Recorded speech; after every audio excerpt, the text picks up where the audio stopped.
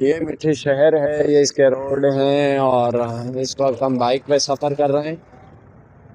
और ये आप देखें, सफाई सुथराई का लेवल चेक करें तो रोड देखिए कितने खूबसूरत और साफ सुथरे रोड हैं।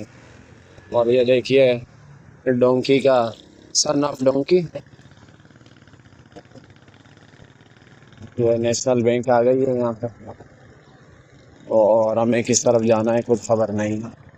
ये सामने देखें बसें खड़ी हैं, लगता है ये बसों का स्टॉप मालूम होता है।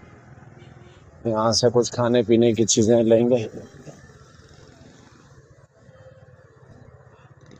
ये देखिए मीठी शहर, जो इस वक्त फ्रूट वाले शहर का बिल्कुल चौक है।